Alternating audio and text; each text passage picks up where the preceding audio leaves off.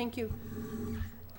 Thank you. Welcome to the Conservation Commission meeting of May 15th, 2024. It's being held in room 520, which used to be 320, but changed it, at 48 Marion Road. The Wareham Conservation Commission will hold a meeting under Chapter 131, Section 40 of the General Laws of the Commonwealth of Massachusetts Wetland Protection Act, the Town of Wareham Wetlands Protection Bylaw, Division 6, and any other applicable laws. All hearings of the Wareham Conservation Commission are held simultaneously under the authorities of the Massachusetts Wetland Protection Act and the Town of Wareham Wetlands Protection Bylaw, Division 6. Although a single decision of the Commission is issued, it represents a separate decision under each authority. All matters listed may involve a discussion and possible vote.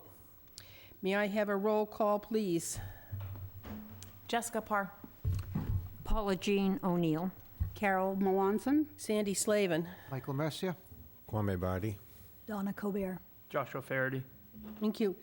Before we start our public hearings, we have some administrative duties to do. We did vote to approve the conservation restriction on the Mark Cove Vista. We're here to sign to have a notarized signing of the document.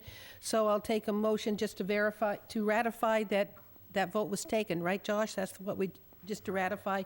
So I'll take a motion that we ratify. So moved. Second. I have a motion and second. All in favor? Aye. Opposed, abstained, 600. Okay, we have approved it, so we're here to sign the document. Okay, who has the document? Oh, it's coming around.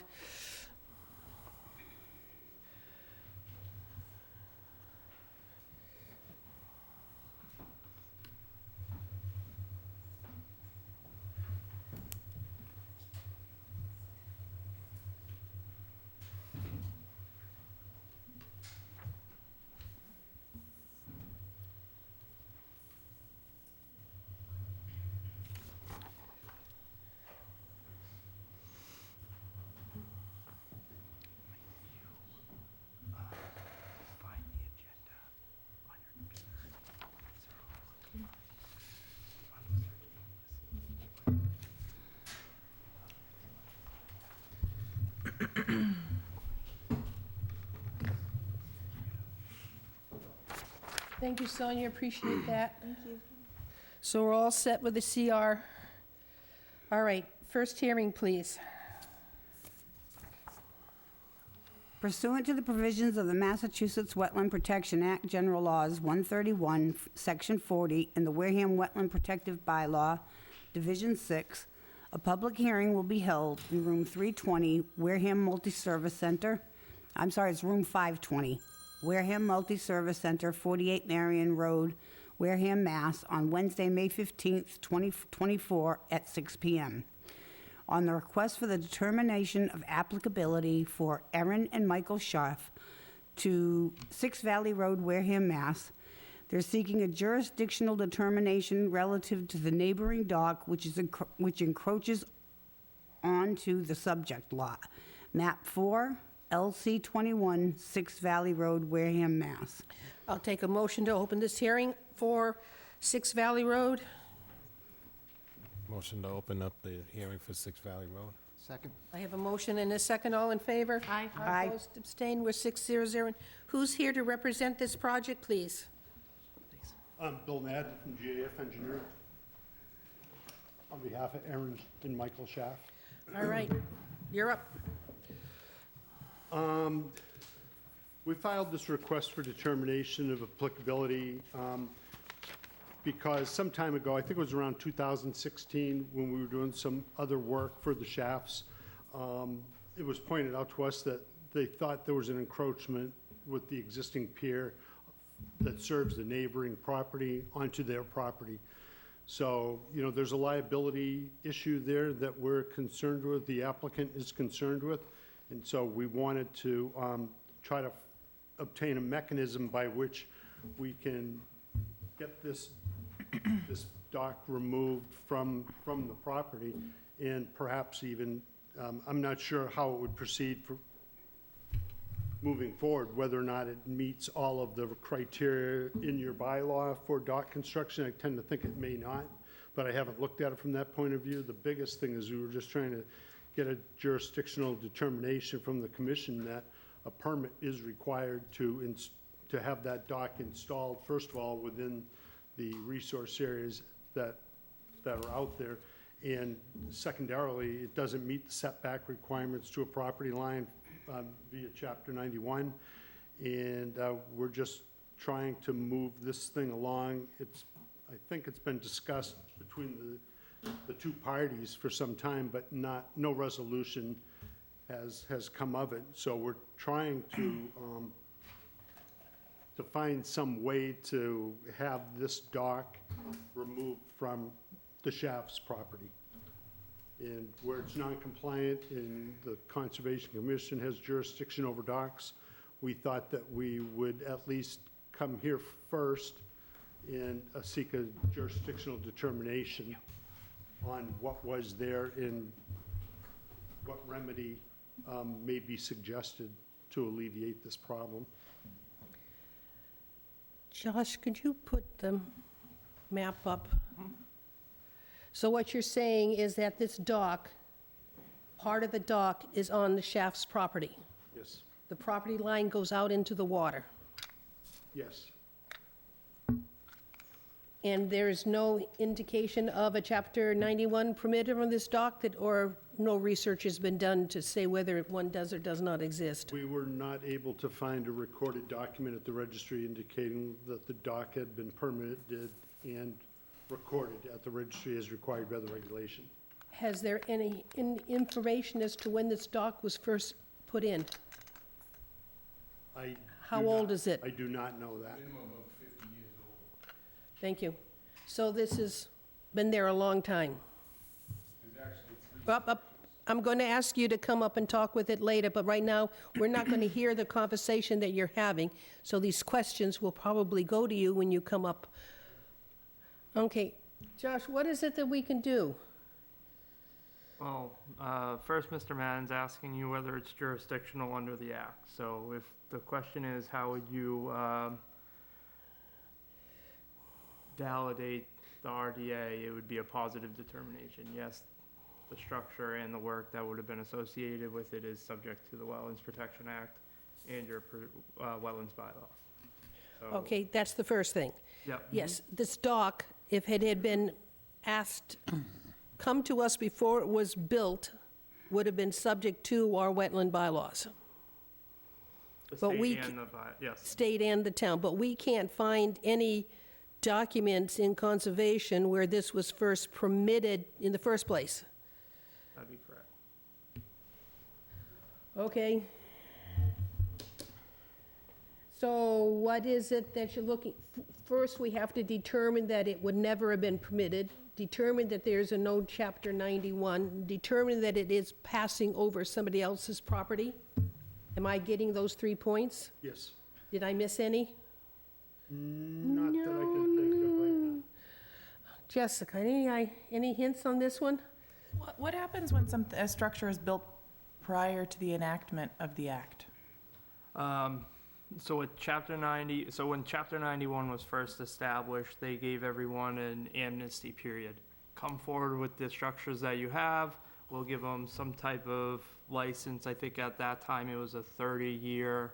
And then within the 30 years, you had the ability to license it for a longer amount of time. Chapter 91 licenses also fall under a stipulation, if they do exist, that if there's a valuable consideration of, the sale of the property, the new owner has a year to reestablish the license under their own name.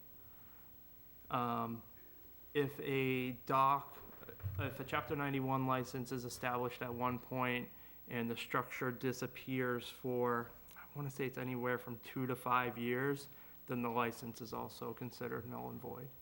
So those are, I think, a brief overview of Chapter 91, but I don't claim to be an expert on it, so. Can we come back to me? I was hoping you would have some good questions, because I'm stymied on this one. I'm really not sure what to do. Okay, Paula Jean, I'll give you wait a minute. I'll go Okay. around. She doesn't like me always calling on her first. So Kwame, anything? I mean, I guess my question is, yeah, when was that dock built, I guess? That's my question, but Okay. nobody knows. well, I'm sure maybe the owners do, but we'll bring them up shortly. Michael? I do have a question here. You said your ultimate goal here is to remove the dock or work on the dock. Is that correct? Ours is to remove it from the property of the shafts. Okay. So, Now, the RDA, though, in the piece of paper I read, said no work was proposed. correct. So is there a little,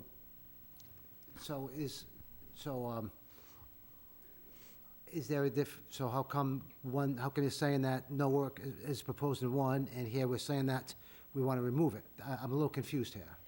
We're not proposing to remove it. It's not our property to remove. It is our land on which it sits. I suppose maybe it could have been removed, that we didn't think that that was the appropriate measure to take. The shafts were not interested in getting into that type of issue. So I felt that if we came before conservation, and conservation would be taking jurisdiction over the questioning of this lot, of this dock, that the commission may be stating that it's improperly installed, not installed in locations that are required by both your bylaw and by the Chapter 91 licensing requirements. And that's essentially it. You know, the shafts haven't been making much progress in things. They would like to get that portion of the dock that's not theirs off the property. And so we're really at a loss as to where to go. But where we felt there was some jurisdictional matters, or jurisdictional issue with Concom, that we could come here and just seek a jurisdictional determination from you that, you know, first of all, it's, for example, not 25 feet off the property line as required. You know, I don't know if the elevation is the proper height of the dock. I don't know what happens at the end of the float. You know, it's not really, we don't really have the option to go out there and measure those types of things. But in the absence of being able to do that, I just felt that, you know, maybe we could get some direction from the Concom so that we can get this just resolved. Seems like a pretty simple resolution to me. I was just a little confused on how come you said one thing and the actual idea says something different. That's all. Thank you. Okay. Is this the forum for that, for this question? I don't know. I've never had this question before, so, Well, essentially, what the permit is asking is, the area that's being referenced in the RDA, is it subject to the Wetlands Protection Act, which it's salt marsh, land under a water body, and I would say those are your two main resources. So the answer to that is yes, it's subject to the Wetlands Protection Act. And then the other question of the RDA is it subject to the Wareham Wetland Protection Bylaw, which it is. So that's ultimately what is being asked through the permitting process. I believe Mr. Madden is trying to also find a resolution to this structure being located on the subject property, knowing that the commission has jurisdiction to identify illegal structures and get that remedied. So the remedy is the goal? Yes. Michael, question. He just went. Okay, Carol? Josh, when did Chapter 1 come into existence? I mean, Chapter 91 come into existence? I'm not sure on the exact year. I think it was the late 70s. Do you know, Bill? It was the late 1800s. Oh. It's one of the oldest. Oh, okay. Okay. Sorry, excuse me. So it's really old. Chapter 91, yes. So if this was ever approved, you know, a long time ago, they'd have a record of it. Yes. Chapter 91 issues licenses for structures that have been permitted. As it stands now, but maybe not in 1890, they didn't do licensing for piers. I think they did, but under a different agency, and I know that the I believe it was the State Department of Public Works was the issuing authority at one point in time. And then as bureaucracy grew a little bit and regulations increased, I think that's when the Division of Waterways came in play. I'm not familiar with the dates on that, but that's what we've seen in the past as far as old licenses goes, who they were issued by. Paula Jean, I'm ready. Well, we've got a yes and a yes on the first two questions. I can see why you would come here, because your choices are, like, if someone throws an old couch on your lawn, you just get rid of it. So if something else is on your property, you may just, like, self-help and get rid of it, and then war ensues and let there be litigation. So this would be one way around it. If we found it as an illegal dock, then we could order it removed. But I kind of wish the owners of the dock could weigh in, only because it would be good to rule out that they don't go, oh, here's my grandfather's old records, and there's a permit right here that no one knew about. In case, and just to rule out anything like that, I'm kind of guessing you've had conversations. There's a backstory here, so we don't know that. But short of vigilante justice or us having to tell the owner that they got to get it out of there because it's illegal, those are the two options, right? That's about what it boils down to. Okay. But without having the owners weigh in and have a chance to say, we've got these documents, I don't think we could. now, this is a formal survey. Yes. The property line, I just don't, so we don't know where the property line is for the abutting property. We just have the survey of the shaft property, right? We don't know where the line is for the adjacent property. We don't show it completely. No, you do not. But the common line between the two is that 24.75-foot length. That's common between the two. Okay, that dotted line that says 140.25, that's not a lot line. It's next to the dock on the land side. It's a dotted line that sort of says to me it's a divided lot. Yes. I don't know if that divided lot means that 33 rather than each two are combined. I would have to look at the abutters list and see who they have identified as the owners on that. All right. When did we adopt wetlands protection? Before me, Yeah. 78. And do we know what happens when there is a structure? I mean, we're being asked to make a determination under our bylaws, and, right? Does that include and encompass Chapter 91? Or just by reference? Generally, Chapter 91 will not issue a license unless they have some type of approval from a Conservation Commission. So is our question really about what happens when a structure predates us adopting wetlands protection and bylaws here in Wareham?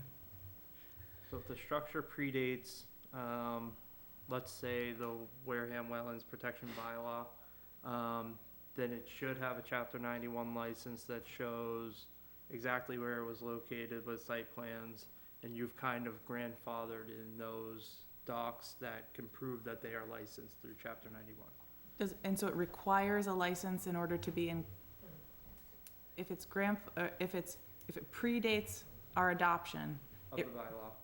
is it fatal if it doesn't have a license under Chapter 91? Your commission has identified unlicensed structures as illegal and has either historically, you've made them go through Chapter 91 to get a license, Yep. or two, which would be done with a notice of intent and order of conditions and that they meet all Yeah. the requisitions of the bylaw. And two, more recently, you've been a lot more strict on some of the conditions of coastal structures. specifically being the shellfish regulations. Yeah. But there are other conditions in the bylaw, such as a required water depth for boats and the floating structure of docks. How much, These are for new construction, right? Like, not necessarily for something that would predate it right, or be grandfathered. correct. Right. But just so you're aware, some of the other, this dock crosses quite a bit of salt marsh, which you guys have a regulation on. Yeah. So,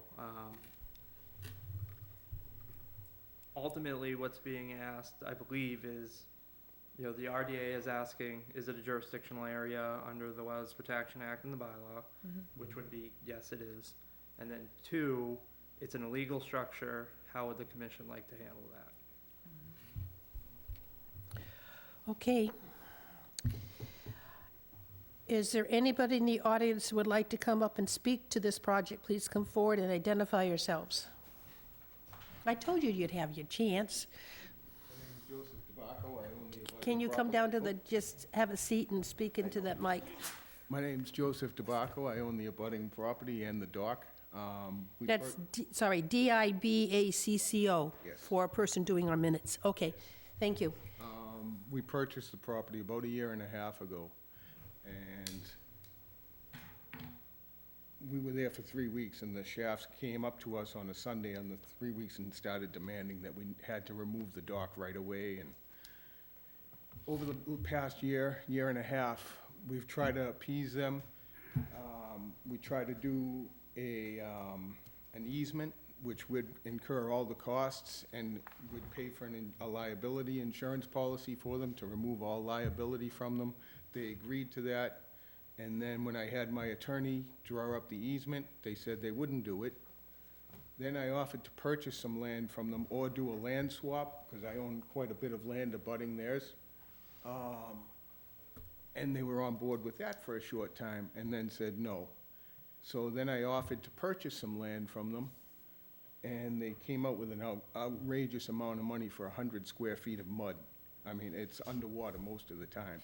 So you bought this a year ago, year and a half ago? Yep. Was there any discussion with the previous owner of the land or your real estate agent regarding the dock?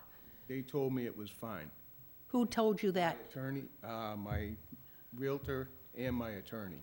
They said there was no easements, no encumbrances with the dock there. Oh, how nice. Yeah. Did you have a survey done at that time? No, no. Because right now, we have a survey, but it could very well be a survey by shafts. It is. Yes. And I don't know whether or not a survey by you would give any different results. Even if it does, it's supposed to be 25 feet from the lot line, the dock. With that said, a small dock or pier under 600 square feet doesn't need a Chapter 91 license. And this is pre-conservation. So how long do you think it's been there? There's 3 structures there. 2 of them are like dinosaurs. There's just pieces of wood sticking out underneath the dock that are there. And then there's another structure that was built probably 50 years ago, the one that's there now. I wonder, It's been there a long time. This is the second house that's on that property. The other one was burnt down in like 1998, and the previous owner, 2 owners before myself, rebuilt the property, and that dock was there. so that's 3 owners back. How far, okay, so who knows where the documentation might be with so many owners that have come and gone for that property? And there may be none because it's under 600 square feet. You don't require a Chapter 91 license for a dock. Josh, I think that isn't all docks. That's the first time I'm hearing about that regulation. I just read it online before I came here on the state Chapter 91 would- license. I'd like to see what it says before I make any comment on that.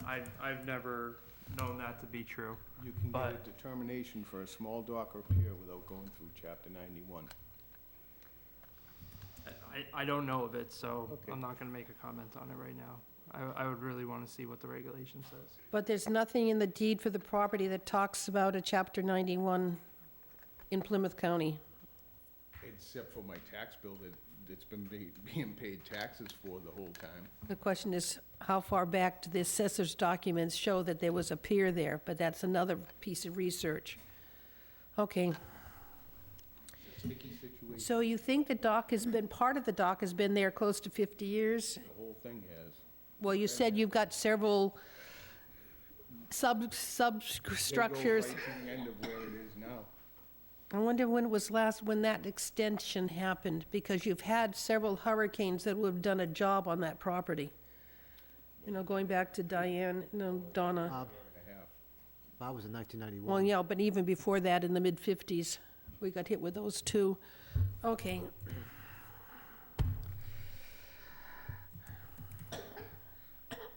Wow. Anything else? Do you have any questions? Do you have any questions for Joseph? Jessica? I'm thinking. Okay. Paula Jean? No other questions, thank you. Carol? Not at this time. Mike? Same here, not at this time. Kwame? No questions right now. Donna? No questions. So you have an issue with the property on somebody else's, the dock on somebody else's property. You mentioned liability because that dock is on somebody else's property? Or it's on this, okay. So, Chapter 91, on somebody else's property in the approval to build. So we don't know who approved it, they just put it up maybe 50-plus years ago. Yes, Bill? On that, I think the 600 square feet is the maximum limitation for Chapter 91 for small dock and pier.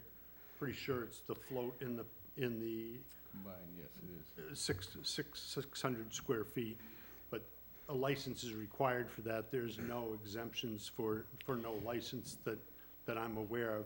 And 50 years, 50 years ago, I don't think pressure treated was, which is not allowed to be used in the ground or in the water under your bylaw, but I would think there would have had to been some level of maintenance conducted on that over some time, that, as you know, any maintenance that has occurred there would have required a filing with conservation as well.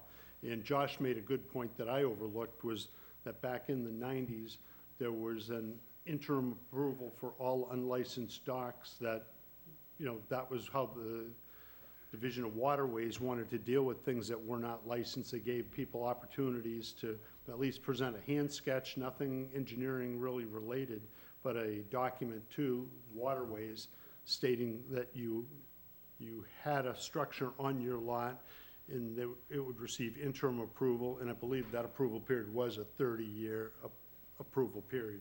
So we're kind of moving in on that 30 years. I think it was 1997, but that the interim approvals were allowed, but I don't recall the date. Joe, how much depth do you have at the end of the pier at high tide? How much water?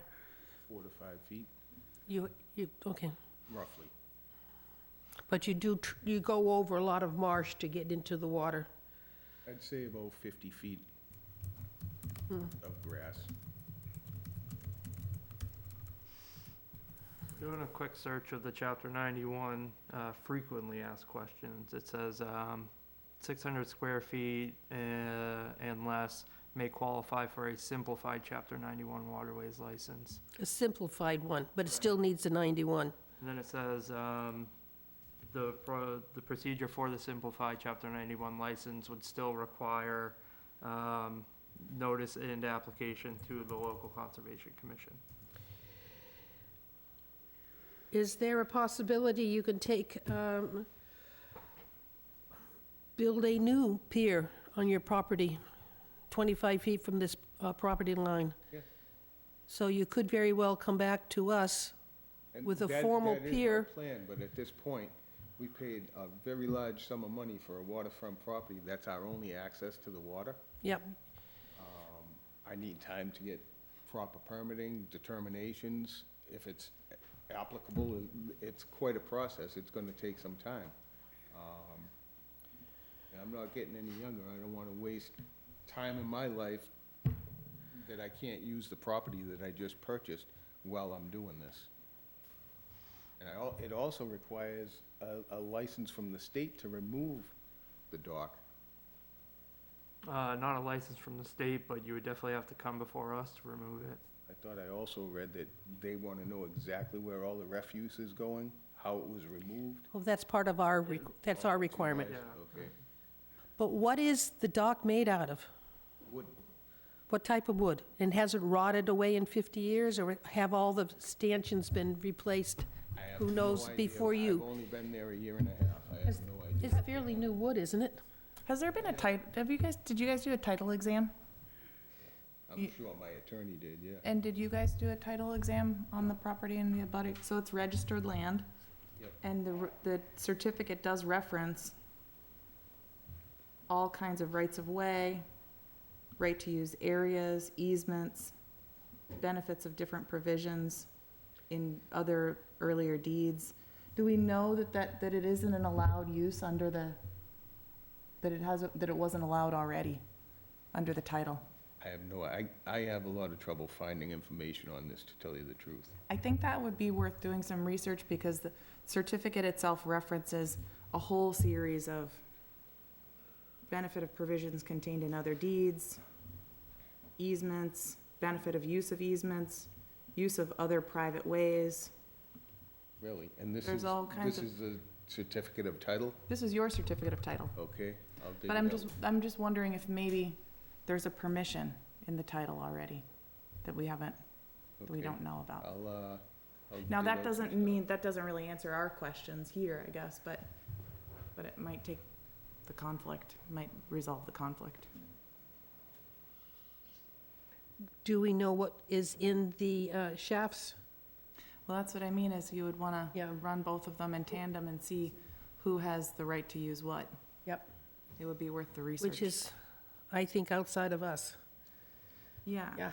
I would think so. I mean, so that's what I mean, is we could probably answer some of the question. Is it Mhm. within the jurisdiction? Is it an illegal structure or use? I don't know that we have the information to determine whether whether that's allowed by right, by an ownership interest or not. I'm not sure that I feel like we have the information. I'm stuck. I don't know where to go, Josh. So what's being asked of you tonight is it a jurisdictional area, which it is, so Yes, you would issue it's- a it's- positive one. It's in our wetland, it's in our, yep. It's within the jurisdiction of your bylaw, that would be a positive 5 on the RDA. And then, you're being asked, do you wanna move forward with an enforcement of, is this an illegal structure, and how do we handle that? It is within the board's purview to say, we believe there's an enforcement here, try to gather the materials if it is licensed, and present them to the commission before they move forward with the enforcement. You guys have never forced someone to take something out to later find out that it was licensed. So, I've never come across this at all. it's a unique position the commission is being put in tonight. Should we seek counsel?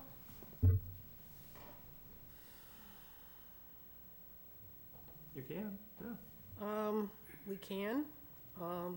I will need approval of the commission to ask the chairman of the select board if we can have access to town council.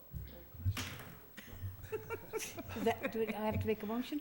Yes. No? Yes, I need a, It would be, I motion to approve the chair to seek approval from the select board to have time with town council. How many times do I have to say Okay, approve? so moved. Second? Thank you. I have a motion and a second, all in favor? Aye. I will then go to the chairman of the select board, ask her if I can have time with town council for Josh and I to talk to Rich Bowen regarding this matter. And then I would ask for a continuance because I'm not ready to make any answer here at all until there's some research and we ask our town council where our position is on this issue. I think it would be helpful to have search title exam done before you, so you can give him that to review at that Who time. does the search title? Their attorneys. You guys could provide that probably. I would say the permit tonight wouldn't require continuance. What's being asked is pretty straightforward. It's how does the commission want to move forward with the illegal structure? But that doesn't need to be held up on continuing this hearing. That is now simply, can you provide the title search to us so we can ask town council how to handle it? I'll notify my attorney. And I'd like to have it from both parties. Mr. Madden, both parties. So Will we get copies of each other's? We will find out. I would tend to think so. You're gonna do it as public record. I don't know. That's another question for Mr. Bowen. I don't know if that would be considered public record, as it's not a public hearing. So, no, if they're doing something, they would research this in Plymouth County, right? All the documents are already of public record, Okay. so it's Yeah, just it's a title. So, an aggregation of the public Right. documents. I think it is important to get some type of time frame established, though. You know, what would be a reasonable time frame for you guys to pull together these documents and get them back to the commission? It's more up to my attorney. I'll Right. contact him tomorrow, but he's very responsive, so. And if he's already done a title search, he should have the documents, right? There was a title search done, I'm sure, when you purchased it, and that would be fine. He Right. probably has that in his file. Okay. So At maybe, 30 days? get us the documents within, And Mr. Madden, your applicant, Yeah, I will check to see if same they- type of, Yep. should we look at a month away? Or 2 weeks? A month out? Month. Yeah, I think a month is better. so that would be June 19th. Potentially, there's a way to, once the research is done and reviewed, maybe there's further conversation. Maybe it gets resolved by then. June 9th, isn't that Juneteenth? Is it a holiday that we're off? I believe we already don't have a meeting on that day.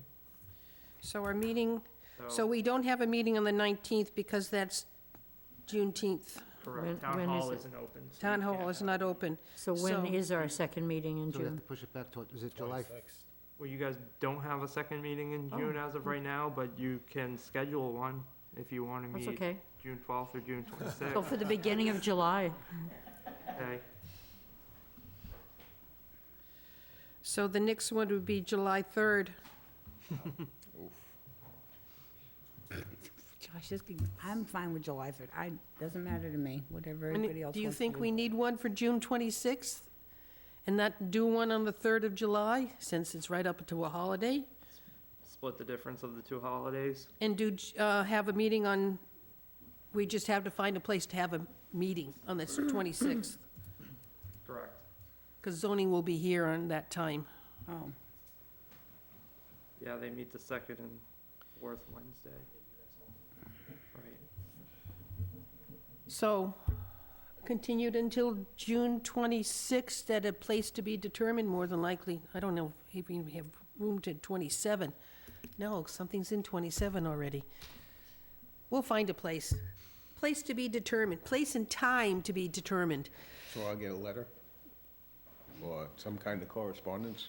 I'm sure we will reach out to you. It will Okay. be posted on the, I'm new on the at this. website too. and- I'm not a professional. So, Josh, I don't think of anything else, right? You could have it on a different day, Oh, that's, have to be a Wednesday. no, you're in zoning, so you can't do both. That would be correct, that would be required at a zoning board meeting. Oh, why don't we just, complicated. we can just July push it out 3rd. to the July 3rd meeting? Yeah, That's yeah, what I'm thinking, July July. 3rd. Yep. Our regularly scheduled meeting. Right. Then don't tell me everybody takes off early because of July 4th. No. So how about on, What do you want? What do you want, Josh? Give us, come on. You must how about have, on the June 5th meeting, we make an agenda item to figure out who's gonna be around for summer meetings? Specifically, in between June 19th and July 3rd. Because I'm feeling like the board is having an issue with our July 3rd meeting. Unless, Jessica looks like she's not gonna be here. Well, I mean, it's right up against July 4th. I'm going to spend the 3rd trying to get ready for the Historical Society Antique Fair on the 4th, so I don't have time on the Be here 3rd. on the 3rd. Carol, your availability for the I 3rd? don't care what day it is. Paula Jean? I'm good, I'll be here. I'll meet with you. Mike? July 3rd works for me. Kwame? Yeah. So there's a quorum. I'll probably be here. Okay, so we will, so the Probably motion will is be to here. continue this hearing until July 3rd. And getting hold of search titles for both parties? Search title, is that what you called it? Title search. Title search, okay. And time with Josh and I, with our town council regarding the scope of this of this request. Okay. Is there anybody else who'd like to speak to or for this project? He's saying it all? Okay. So, okay. Bonnie's got nothing to say. Joe said it all. And we'll do what we can and try to Okay. understand the whole process. Mr. Madden, anything else? No, I have nothing else to add. Okay, so we have I need a motion to continue this until July 3rd. Motion to continue to July 3rd? Second? Have a motion and a second, all in favor? Aye. Opposed, abstained, 600, and the summer's all gone, July 3rd. Okay, thank you. Very much. Thank you. What a challenge. Yeah, that was tough. You're not supposed to melt my brain at the first hearing. I know. Yes, melt my brain at the first, yes, I did. Next hearing, please. Okay. This is a request for determination of applicability for Kimberly Lona Shub? 150 Pinehurst Drive, Wareham, Mass. 02571. Installation of solar panels to the roof of the residence and installation of 2 energy storage batteries within a shed enclosure on the side of the house near the street. Maps 46A-1, Lot 70, 150 Pinehurst Drive, Wareham, Mass. Thank you. I need a motion to open the hearing at 150 Pinehurst Drive. I move that we open the hearing. I have a motion, and I heard a second. All in favor? Aye. Opposed, 600. Is there anybody here representing this project? Please come forward. I couldn't get anything to print. Josh, no matter what I couldn't get this to come up online and print for me.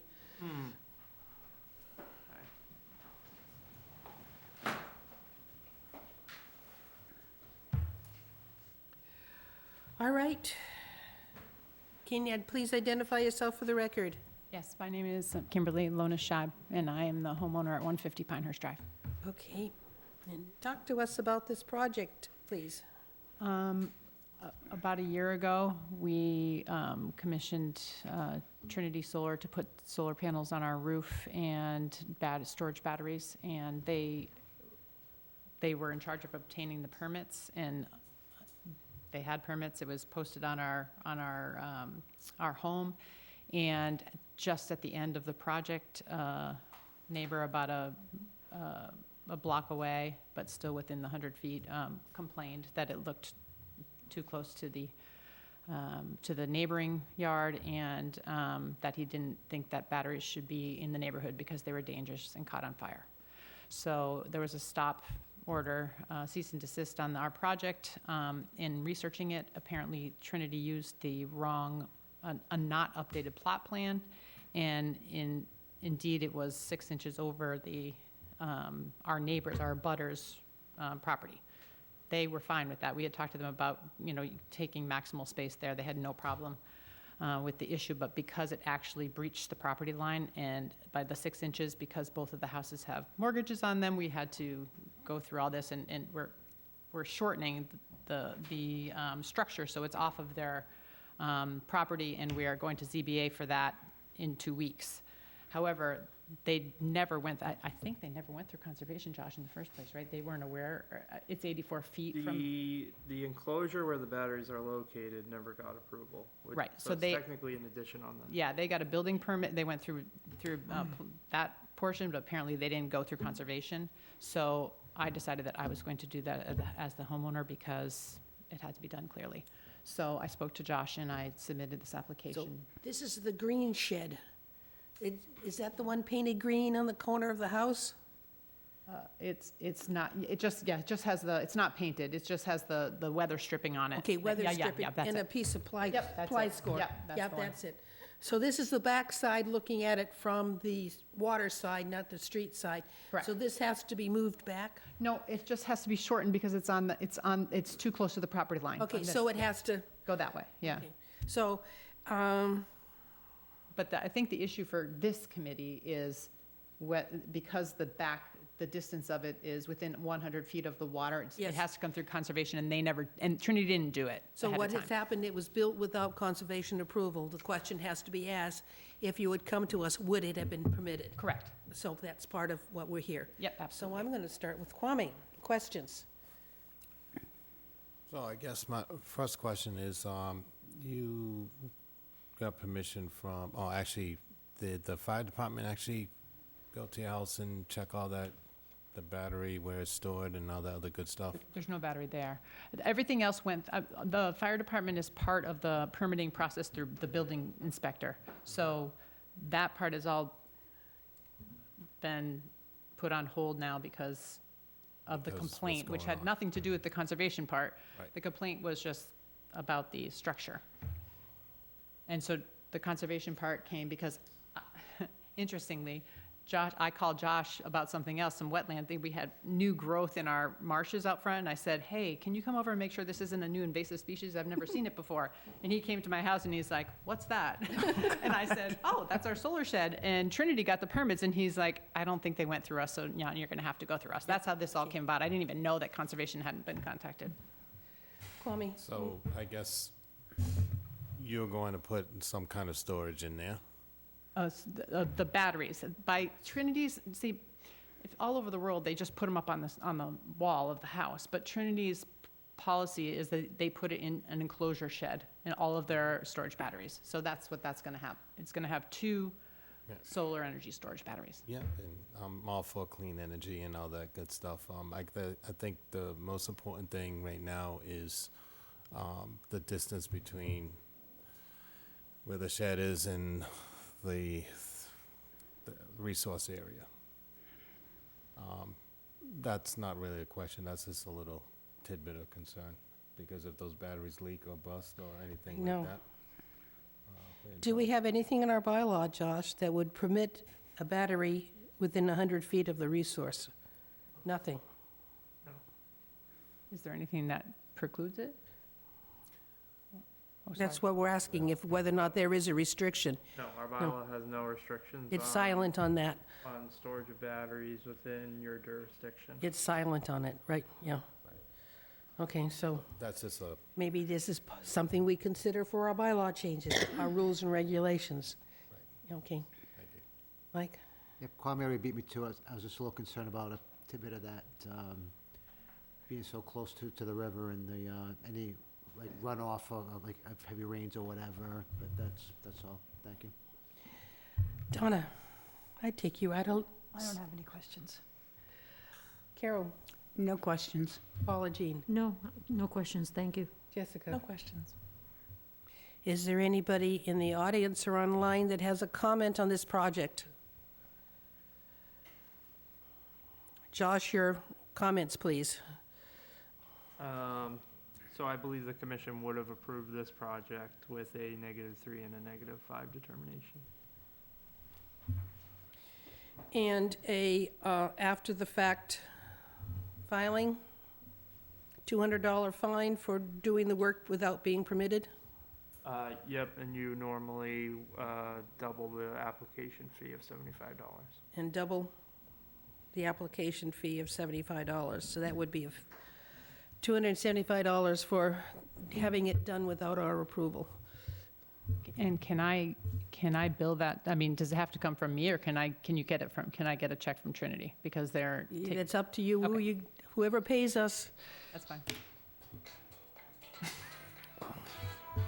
Sorry. Derek. Come on. Go away. The side button.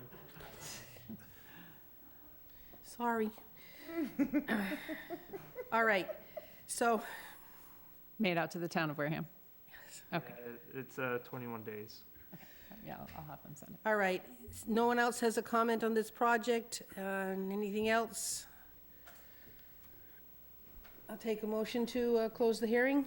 Motion to close the hearing? Second. And a motion and a second, all in favor? Aye. Opposed, the hearing's closed. Someone would like to take a hint at the,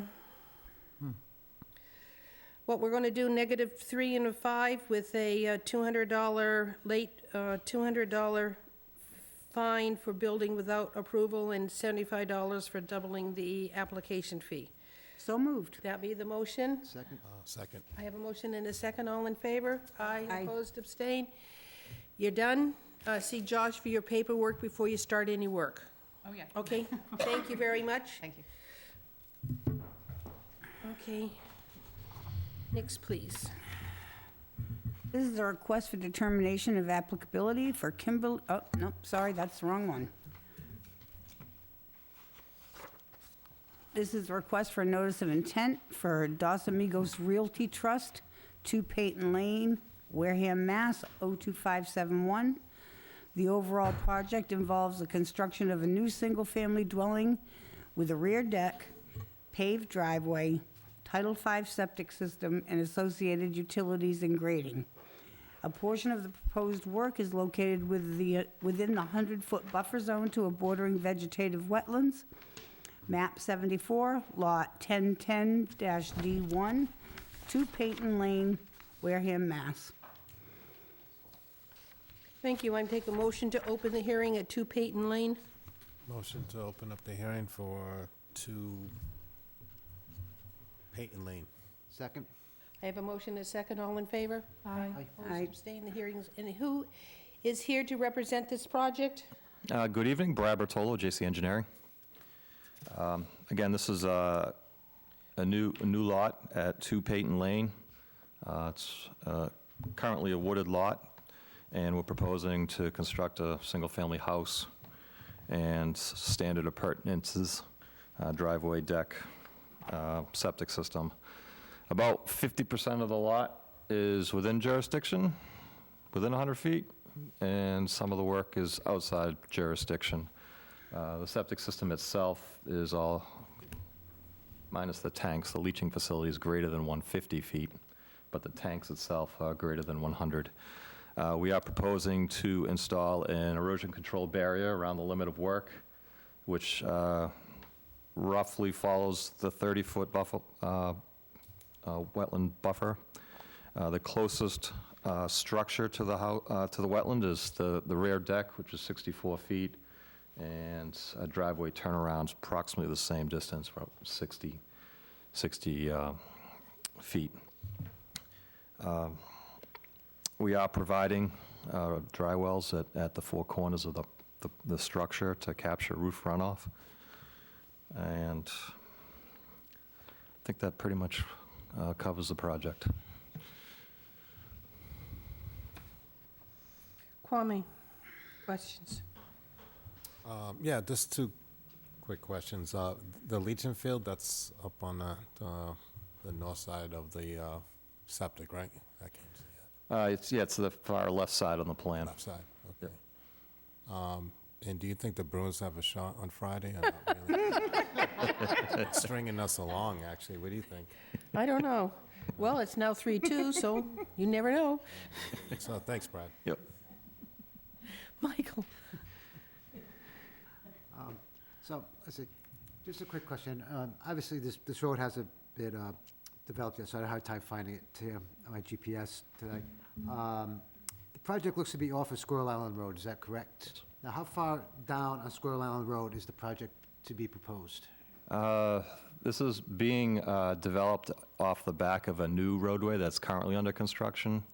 It might be about 1,000 feet down on the left, in between two semi-recently constructed dwellings. A small little, about 500-foot long road, which was permitted by this commission. Sure. It's currently under construction, so everything associated with the infiltration basin and this access path that's shown on the plan is all currently cleared and protected by erosion control at the moment. So yeah, it's about 1,000 feet down on the left. Because I was concerned, like, if you go all the way down, you start getting hit like cranberry bogs and. Oh, and that's too reservoirs and far. all that. That's So too far. That was my only concern. Thank Carol, No questions. Paula Jean, No, I did go there today and you found the saw dirt it. Yeah, I found the did. dirt Well, I road. found the number 14 Squirrel Island, and then it was obvious it had to be the big degraded area where it looked like a bomb went off, piles of dirt, equipment, saw the name on the machine, and saw the silt fencing around it already. And it just looked like one big mess with a lot of stakes to me. I wasn't sure specifically where this house was going to be. Yeah. I'm always sad to see a big piece just wiped out like that, but that's neither here nor there. So, no Jessica. other questions. No questions. Donna, I have no questions. is there anybody in the audience would like to speak to this project? Anybody online? Josh, your comments, please. Originally, when the notice of intent was applied for, you guys had approved the wetland line under ORAD. It was fairly out of date, so I had them reflag the wetlands, so that's an updated line. So the wetland line you have there is up to date as of, I don't know, maybe a week and a half ago. And my recommendation would be to issue your standard order of conditions.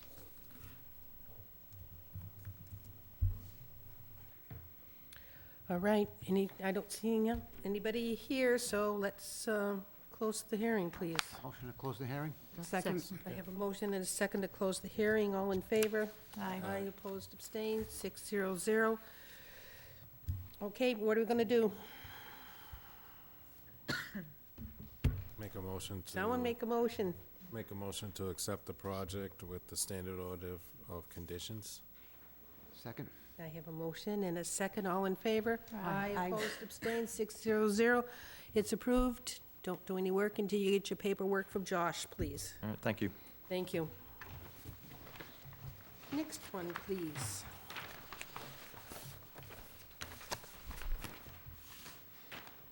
You're worse than me. I know. On the request for notice of intent for Timothy and Lynn DeMarco, 59 Rose Point Avenue, Wareham, Mass. 02571. Construction of a 24-foot by 35-foot detached garage with a gravel drive. The proposed garage will provide storage and parking for personal vehicles and collector cars owned by the applicant. Map 78-1-1, Lot 20, 21, and 59 Rose Point Avenue, Wareham, Mass.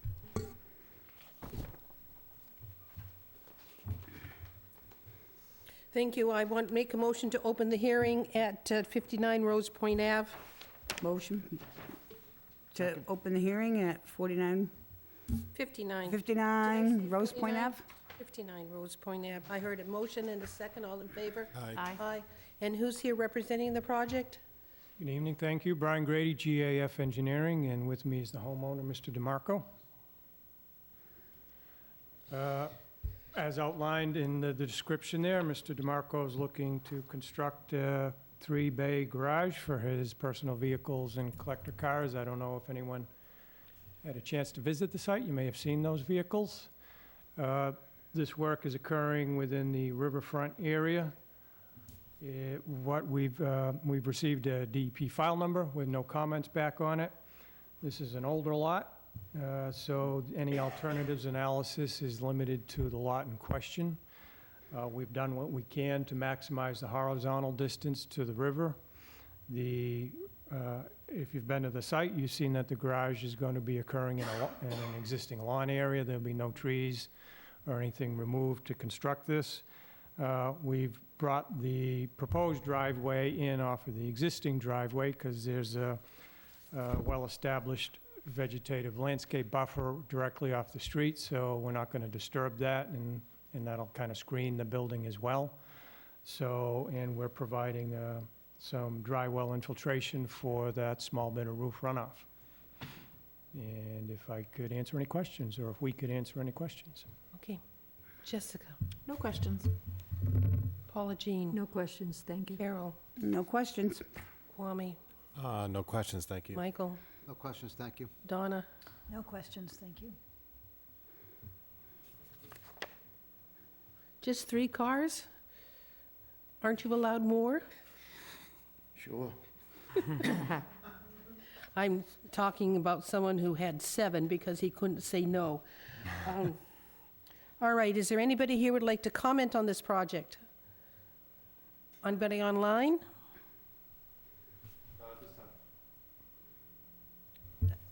So you're going to lose the bouncing, I already moved it. oh, I already moved it, because I was there, it said, well, that goes, I guess it hasn't been used in a while because it was full of leaves. Okay, so there's nobody here to comment on it. I take a motion to close the hearing. Motion to close the hearing? Second. A motion and a second, all in favor? Aye. Aye. Opposed, abstained, the hearing is closed. Oh, sorry, Josh.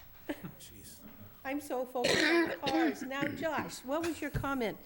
I can formally go back and unclose the hearing, but what were your standard? You need to. Well, I guess I'm gonna ask the applicant a question, so, Oh, yeah, you may need to. I need to undo this closing of the hearing. Please remove, pull back your second, Pulled it back. pull back your motion to adjourn, motion to close the hearing. Motion to reopen the hearing? Yep, okay. You know, Okay, so it looks like Sorry. the proposed driveway drains down towards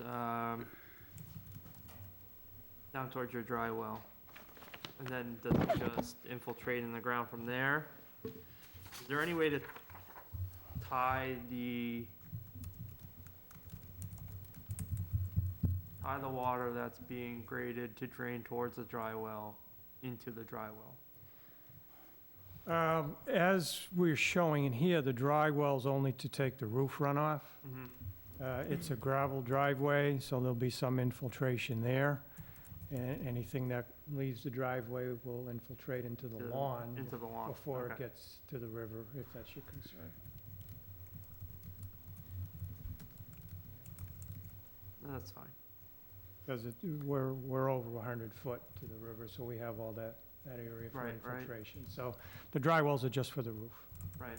I'm just trying to think of, and it, maybe we don't start doing this with your project, but it seems like it could be easily captured within the dry well, since you have it graded to drain that way anyway. But I think what you're proposing is fine as well. Yeah, any concern I would have was, these gravel driveways, depending on the precipitation event, could carry some silt off the gravel, and getting that into the infiltration chamber might Okay. reduce some of the infiltrative capacity. So I think the lawn area kind of takes care of the silt and the infiltration off of the gravel driveway. Yeah, it's a good comment. Okay, that was my only question. The recommendation would be your standard order of conditions. okay. Now, Motion to close the hearing? Second. all in favor? I have a Aye. motion that is all in favor. I suppose hearing is closed. I apologize, Josh. No worries. Make the motion to accept the project for 59 Rose Point Avenue with the standard order conditions. Second. I have a motion and a second. All in favor? Aye. Opposed, abstained, 600. That's it. We're now on to our continued you. hearing. Thank you. No work until you get your paperwork from Josh, okay? We have a notice, a continued hearing for 120 Cremisa Road.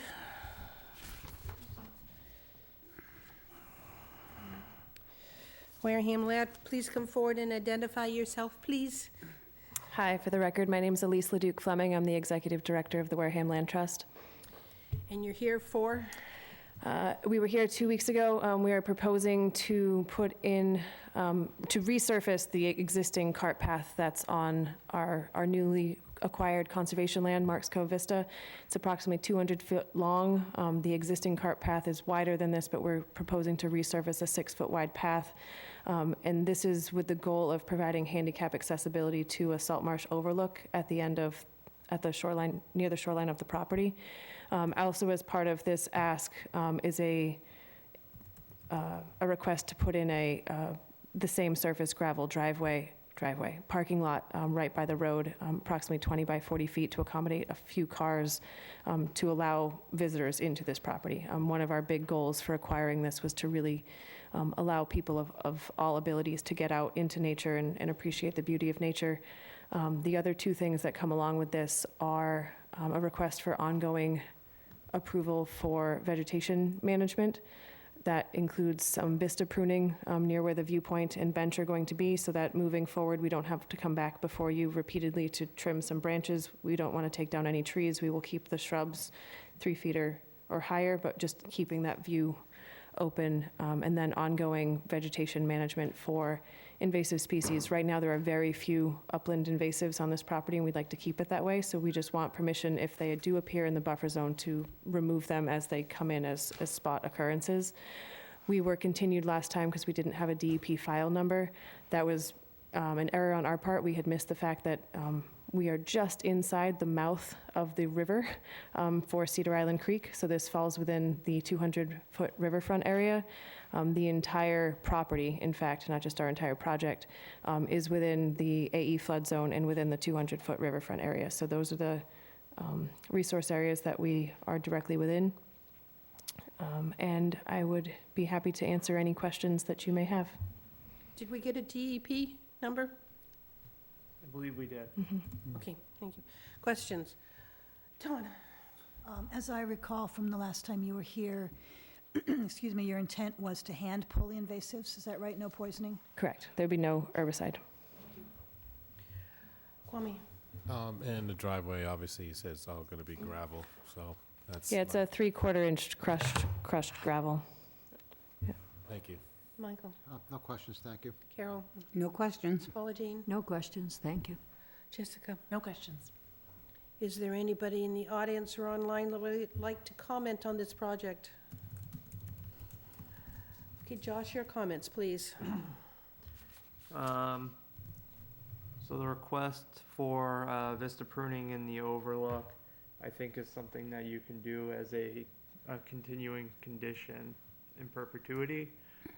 The only condition I would have on that is if there is proposed vista pruning, that they seek the opinion of the land use coordinator of the town of Wareham.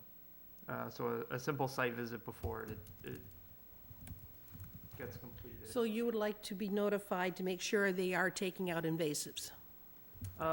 This is for the vista No, for the pruning? vista Oh, vista pruning? Yeah, vista pruning is more for view Do we, rights and easements. okay, but do we also want a condition that, so there would be two conditions, that they speak to our agent for approval of the vista pruning they're intending, and that they are removing invasives? Yeah, The two conditions. yeah, I think you could even simplify it into one condition saying invasive management and vista pruning be a continuing condition in perpetuity as long as notification and site visit with the land use coordinator for the town of Wareham.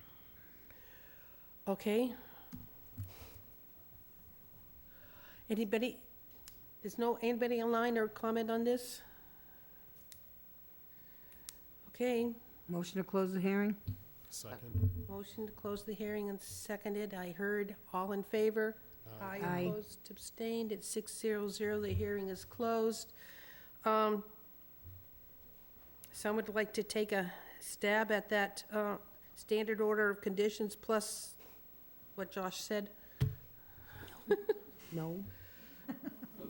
Okay, that we approve the project with a condition that they must notify and have a site visit with the land use coordinator for the town of Wareham annually?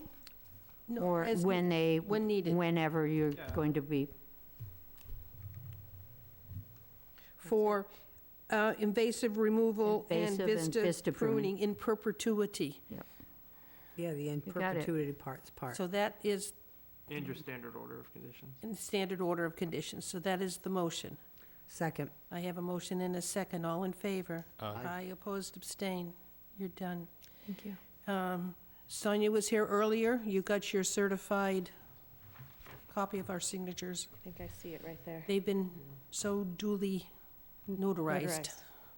Thank you Okay. very much for that as well. So see Josh for your paperwork before you start anything. Thank you. Thank you. The next one we have was Prime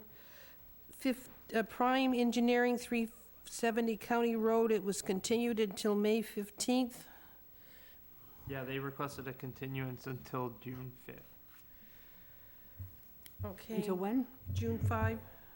June 3? 3, 5. 5? June 5th. Isn't that Okay. our next one? Yeah, I think we're thinking of the yeah, July 3rd that we Well, talked no, about. the paper right? says, my No, paper says June 3rd. So, Water Whiz requested a continuance to June 3rd at one of your previous meetings. I since notified them and told them that we don't meet on the 3rd, and it's actually the 5th. Okay. Okay. So, That's it. All right, so we have a request for 37 County Road to be continued until the 5th of June. Second? Second. Oh, yeah. Someone make the motion, I can't. Oh. Continue, I'm sorry, Go ahead. Okay. Make a motion to continue 370 County Road to June 5th. Okay, that's the motion and a second. All in favor? Aye. Opposed, abstained. We're continued until June 5th. There is, I'm going to ask for a motion to continued water with Dave Darling until June 5th as opposed to June 3rd. Motion to continue the Waterways project on Cranberry Highway till June 5th. Second. There's a motion and a second. All in favor? Aye. Opposed, abstained. It's continued. The next one we have is certification of compliances. Josh? So, normally you guys didn't really get any review of these. It was just a staff report from the agent.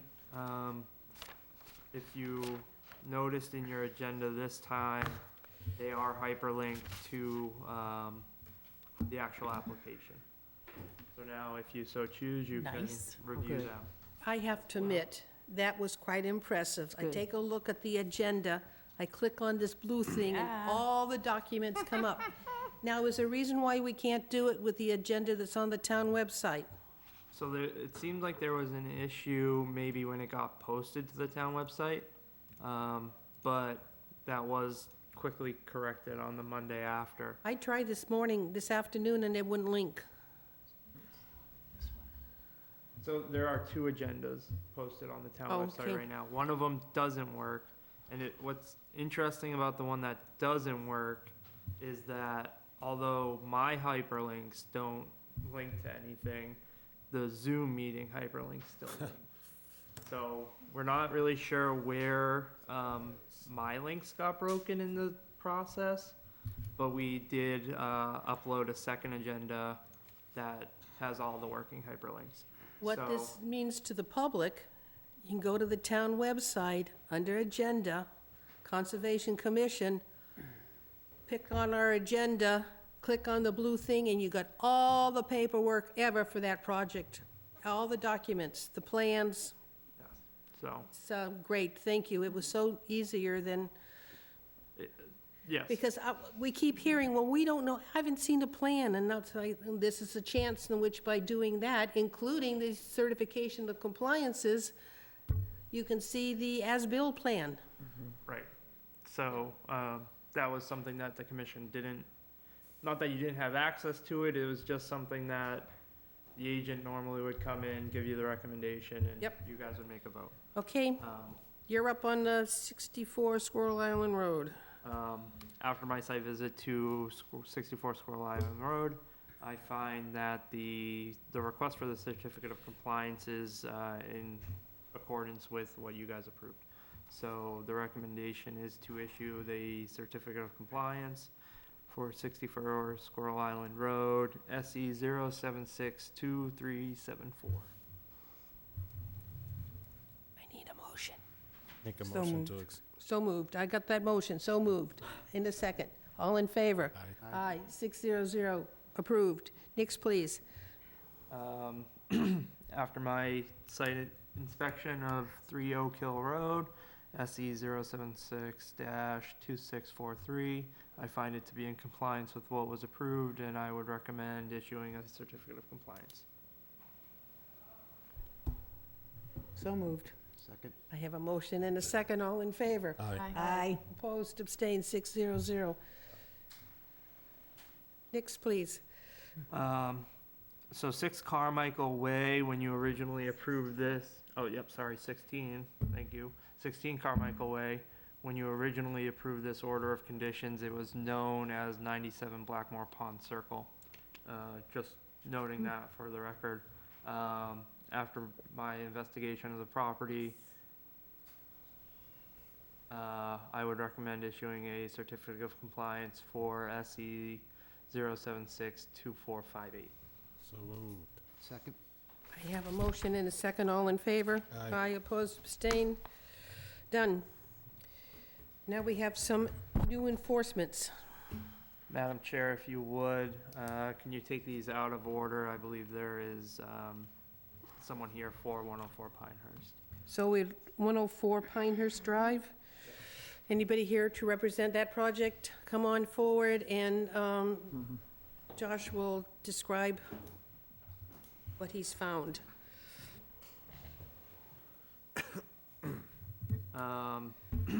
So after receiving a notice of violation in my email, I went out to the subject property, which I will show you on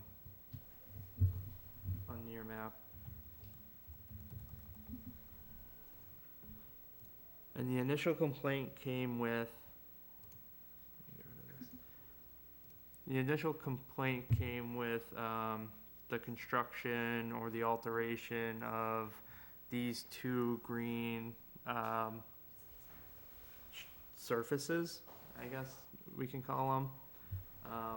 And if you notice, if I go back a year, what used to be there was some type of stone bedding with vegetation throughout. So I went out to the site, had a conversation with the homeowner, and, after coming back and doing the review, found that it was within the last year. And then furthermore, in my review of the site, going back to 2020, it appears that the entire patio is built, and I could not locate any permits for that work as well. Okay. And are you the home property owner? Can you Yes. please identify yourself? Mary Taylor, Mary Taylor? yes.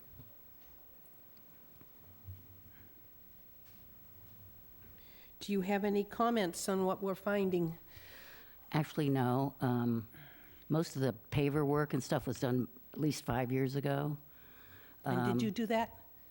I had a contractor do it, yes. But you owned the property I at the owned the time to property pave at it? the I mean, there time, was I no did. approval by conservation? No, there for was those- not. I moved here from Ohio in 2018, and there, the biggest body of water was my bathtub. So moving here and being on the water, I was not familiar with the Wetland Protection Act the way I am now. Well, it's too bad your contractor wasn't. It's hard to And believe he wasn't. Josh has advised me that the contractors did not do that either. Okay. Yeah, all right, that's the pavers. Now, what's the next alteration? The dark, It's artificial turf, but it's permeable. It's been perforated so that the rain goes through it. and what was there, and how long ago were those that area covered?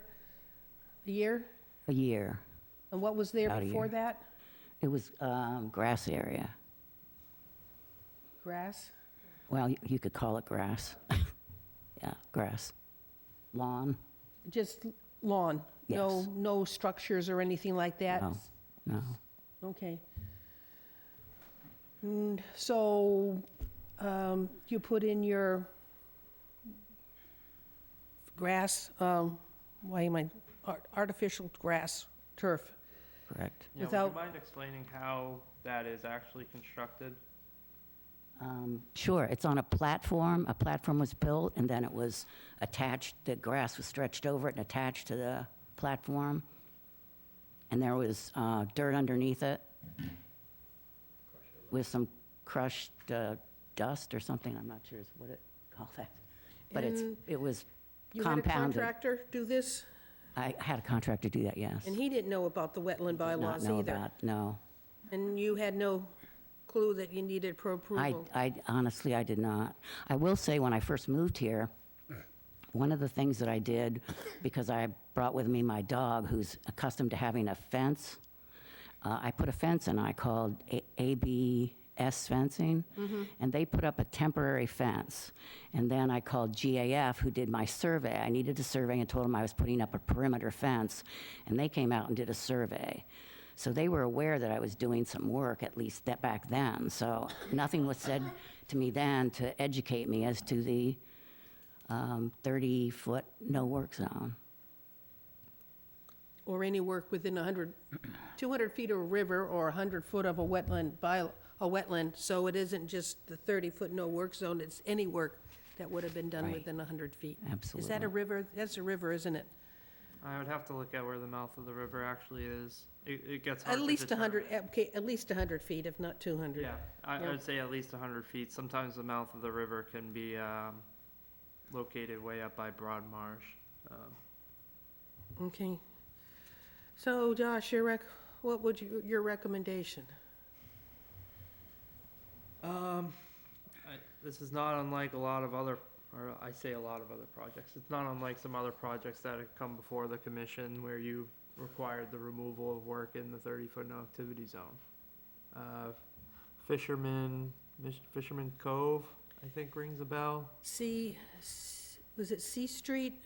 C Street, I think we had somebody took out their grass and put in pavers, and we made them replace it.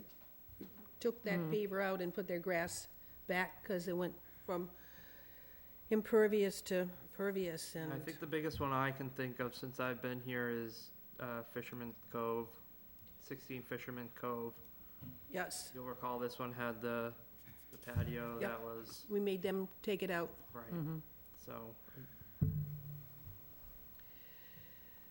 So here's what we're looking at is the unpermitted work for the platforms that altered the land up to the beach, and the pavers that exceeded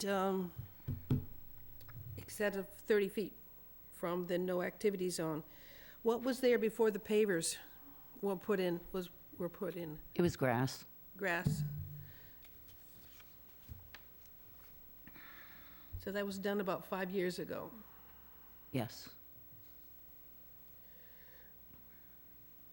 I think Josh is trying to find a picture that was.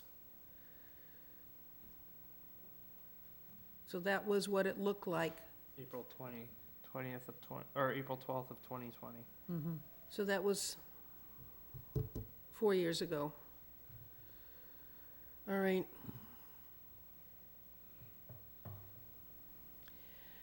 The recommendation, So what's being asked of the commission tonight is, do you feel that this is enforcement? Do you want to either move forward with an enforcement order or give the homeowner the chance to get it permitted? okay, so Mary, here's your choice. Okay. If this is what you'd like to do, you can formally submit a request, a notice of intent to do this work and talk about being permitted after the fact. Okay. Or we can say you have to return it to what it was in 2020.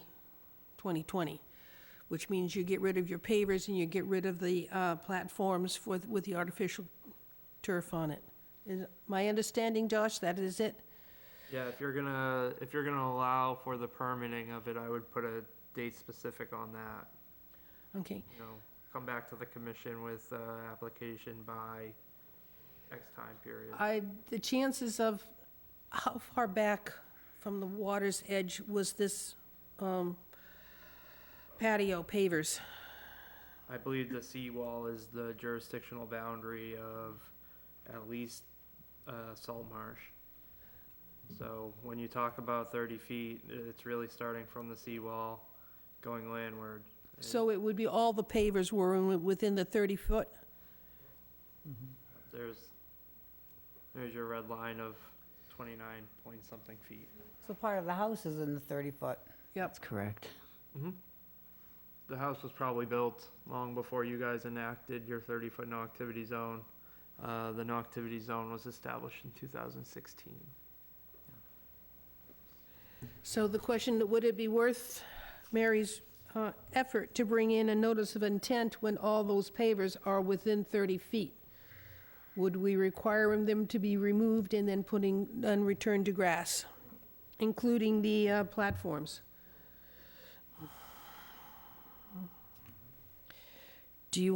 Anybody have a comment on this? Paula Jean? In the end, I'd be much happier seeing it being restored to dirt with natural grass, natural plants. It'd be a pervious surface, all of it, and I know we get into aesthetics, but it just seems like a better, more natural. I think you'd like it better. Jessica, I mean, are we going to say, do all the work and we're going to deny it because it's all within 30 No, foot? we would have We to, would add we would to have the- to permit it, yeah. Permit what, the pavers? The change back to the What? natural state. I'm sure the request will come in for the pavers and the platforms. Are we just going to deny it, asking it to be returned to its status, what it was in 2020? So does Mary put the time and effort into a notice of intent when we wouldn't have permitted it in the first place? I think that's the way it would go down. Jessica? As you're thinking about it, Carol? Well, I think that we would end up denying it, so it wouldn't be cost-effective for her to even go through the process, because it's clearly well into the 30-foot no-activity zone. So I think that would just be her wasting her time and money. Michael? I agree with Carol on this one, just be a total waste of time and money for her on this one, but. Kwame? You know, we all hate to do these things, but I have to agree with Michael and Carol that it probably would be a waste of time to go through all the permits and all the other stuff. Donna, any comments? No, I agree with Carol and Mike and Kwame. Because I don't think this would have been permitted if you had I come to us understand. before, which means, why come before us if it's going to get turned down? I understand. So we're going to be looking at a order to have the items that were done since 2020 be removed. That means the pavers and the platforms. Now, question about the pavers go up the side of the house as well? Yes, they do. Yes, so there is a 30-foot, All the way? There is some of it that is out of the 30-foot, yeah, but look at, yep. but would that be allowed to stay? I would think so. I mean, That would do- require her You coming would have before us. probably permitted it. So in that case, it would probably have been an RDA just to do the walkway up to 30 foot. What I will say is the enforcement order would probably entail a notice of intent to remove Ah, okay, patio. so we need a notice of intent, but we would not need an engineering document. I mean, I'd try to say, do I really need a formal engineer to come in there and remove those document, to remove the I mean, if we're pavers? talking about being cost-effective, then I Yes. don't think we would ask for For a someone to get formal- engineering done Yeah. to take out something that I they. will say the cost of removal will be significant. Yes, it will. Yes, it will. And then when it's removed, what do I mean, I have to remediate, obviously. What about the dirt that's all exposed? You would be asked to replant with seed for grass. So the notice of intent would come with your standard order of conditions, which would be erosion controls, make sure the site is stabilized. So you will need You would set a time frame for the stabilization of the site. okay.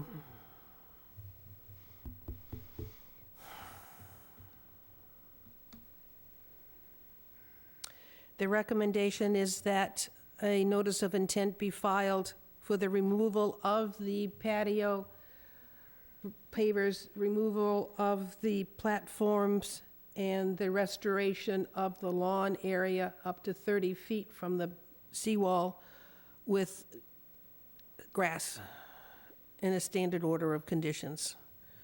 Grass or any Or grass or natural vegetation. Okay, natural vegetation, so it could be all sand. No, I wouldn't say that. I would say natural vegetation in terms of bushes or native plantings. Okay, which would be documented in a notice of intent, which would be leaving you a walkway up to 30 feet from the edge of the seawall.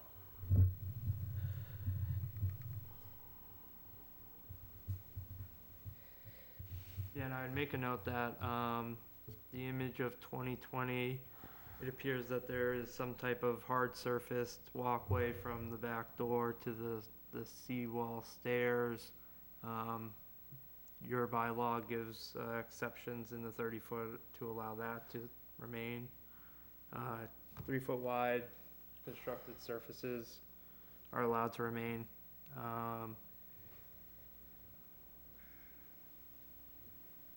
Do you So have that's access this to? here? That one that you're talking about?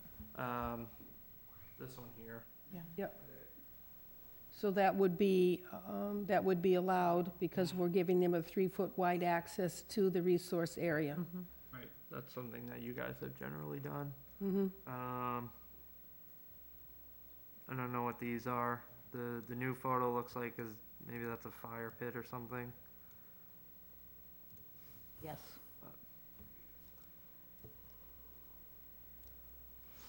Do you know what that blue structure was back in 2020?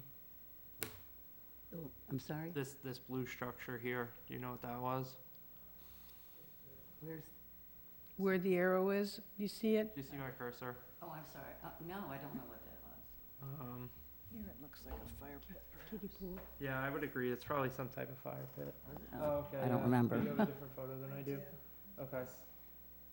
Yeah. So, that is something that was probably established before. And if the commission wanted, they could allow that to remain as well. But the question tonight is, do you want the applicant to come back with the notice of intent, or does the commission want to move forward with the enforcement? Or do you want to give the applicant time to come back with the notice of intent, and if not, seen in that time period, move forward with the enforcement? All right. One at a time. One option is, Your first option is allow the applicant to come forward with the notice of intent in whatever time frame you want. Issue an number 2 would be issue an enforcement tonight stating you need to come back with an application for the removal within a certain amount of time. sounds like they're both the same thing. Just Well, reverse. the third option would be allow her to come back in a certain amount of time, and if she doesn't, then you issue the enforcement. Okay. So, Mary, we're going to ask you to come back with a notice of intent to restore the property to what it was in 2020. And if that, should we say I don't know how tied up, should we say August 1st? Well, if you're not requiring an engineered plan, which I don't think you need to, the 30-foot no activity zone is defined by the seawall, so if there is a question of keeping the patio that's located on the side of the house, I think it's pretty easy to identify where 30 feet is. So I don't know that an engineered plan is necessary. So, 1st of August? I mean, we're talking June and July, 2 months to get it done? So what we're asking, Mary, is that you come back before us by August 1st with a notice of intent and the plans to remove the structures that were created since 2020 and restore the land to vegetation. Does a 30-foot start at the front face of the seawall? Yeah, the resource area is your definer, so. So I mean, like, it's the front face, and I don't know how wide the seawall, just thinking if it's Right, a if your seawall is 6 inches thick, it would be the seaward side that it starts Okay. at, not the landward side. Your seawall is not considered part of the boundary. Okay. And if you want the applicant back by your first meeting in August, which is August 7th, we would require a notice of intent by July 24th. Just because of how advertisement and everything works. So Mary, your document would have to get to Josh by July 24th for a hearing on August 7th Okay, for the removal of those structures. okay. Anything else? Did I cover? Are we voting on this, or just, this is the, yes, we're voting on this. The motion should read that the applicant should deliver a notice of intent by July 24th for the removal of all structures within 30-foot no activity zone So that were moved. created after 2020. April 2020. That should be the motion. So moved. Does that do it, Josh? Second? I have a motion and a second. All in favor? Aye, opposed, abstain.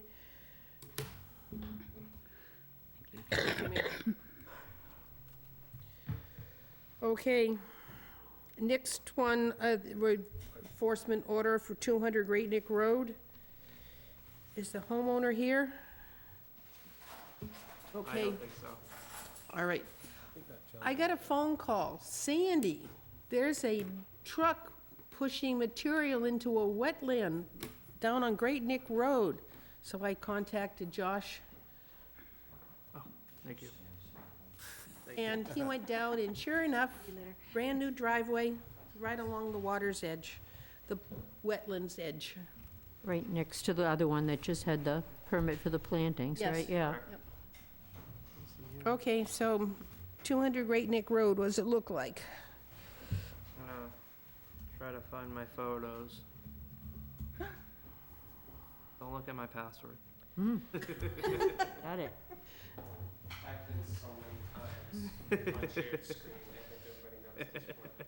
They know how long it is. They don't know what it is.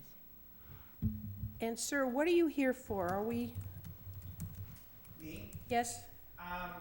There was some talk about Wareham Marina. Is that gonna happen today? No, you're not on the agenda, but we can talk about it if you'd like. Would be great. Okay.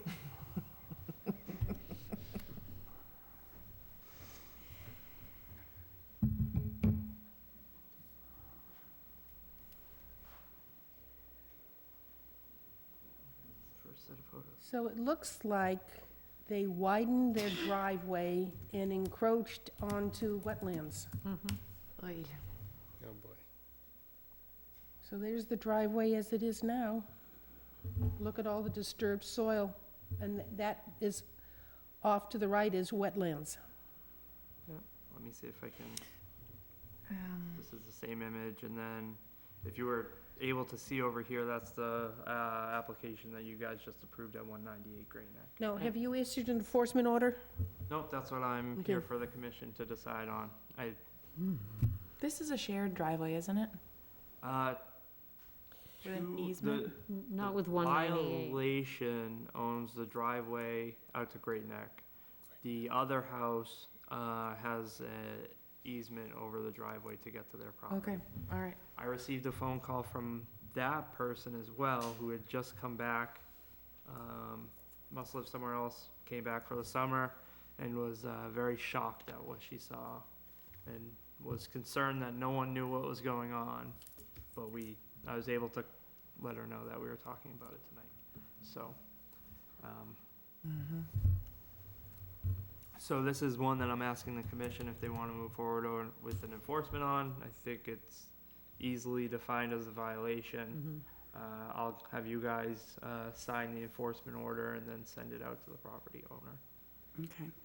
Any questions? If not, Nope. Move that we approve, approve an enforcement order? Yeah, ratify, improve, whatever it is that we Yeah, approve of. exactly. It really doesn't need a motion and a vote. It's, Oh, okay. It's the determination of the commission of Okay. yes or no. Okay. But, Yes. Yes. okay. Is this is, requires an enforcement order? Mm-hmm. And we will sign it at the end of the meeting. Now, we have continued enforcements that are 4 Candy Street, 50 Shangri-La Boulevard, 37 Pine Lane Drive, 2530 Cranberry Highway. Kennedy, I believe, is still working with JC Engineering to get a notice of intent ready. 50 Shangri-La Boulevard, I have heard nothing from, but I do know that they aren't doing work because the building department has been down there and put yep, a cease and They desist on stepped it. on them hard. So, 37 Pine Lake is currently filling out a zoning board application because a variance is required for a lot of the work that they did. I'll tell the zoning board not to make any decisions until we have something from From them. conservation. Okay. And the 2530 Cranberry Highway, when you issued your order of conditions to that property, it was to regrade and then revegetate the BVW in the back of the property. So the last time I went out there, they are in the process of regrading, and they are aware that the order of conditions needs to be fulfilled with replanting.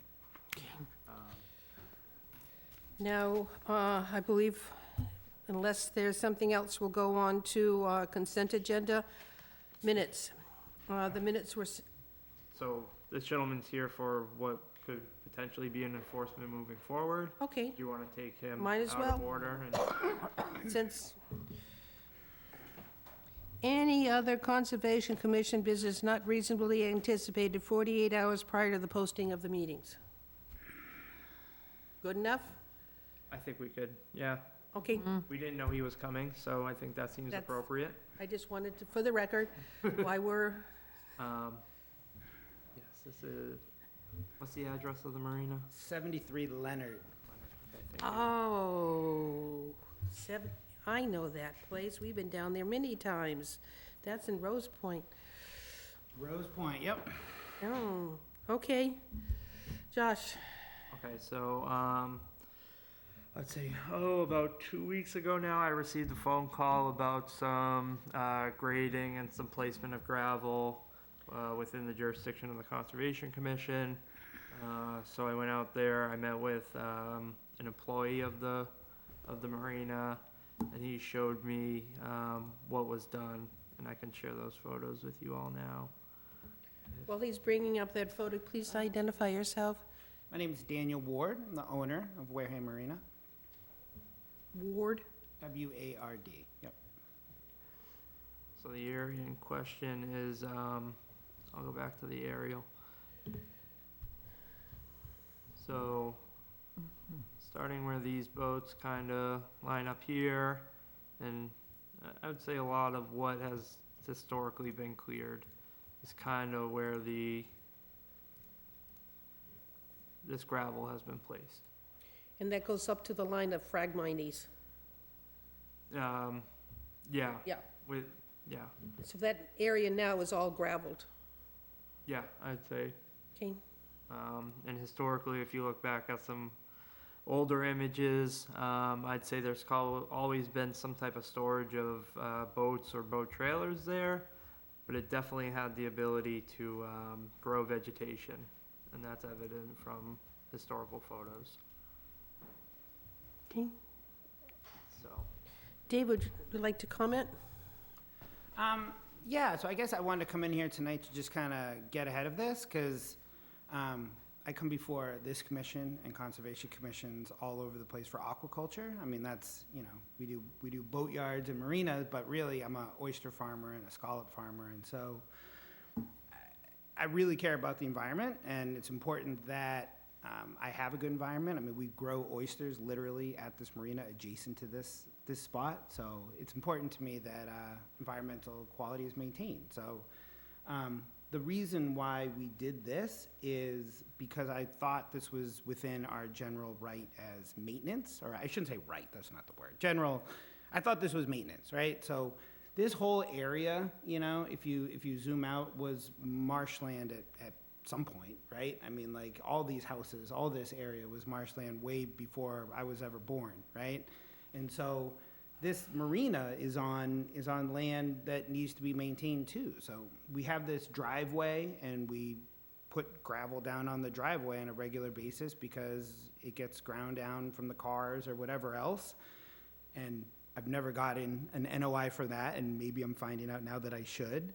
But that's within normal marina maintenance, right? That's what I thought anyways, and this is a learning experience for me, which is why I'm trying to get out in front of it. So putting the marina, when I bought it in 2018, and from, you know, 70 years ago or 60 years ago when it was first established, has always had this kind of footprint with the gravel and the boat ramp and all that kind of stuff. And so I've been putting, you know, just regular maintenance of different things, whether it's mowing the lawn or whether it's, you know, any of that kind of stuff. And so the boat have been stored in that area that we're talking about tonight long since before me. I mean, on Google Earth, or I guess it's Google Earth, you can go back at least until the 80s, and you can see boats being stored there, right? And so out at the farthest extent, there's actually a table that's built into the ground, and it's still there. It's in the Phragmites, so I didn't touch it,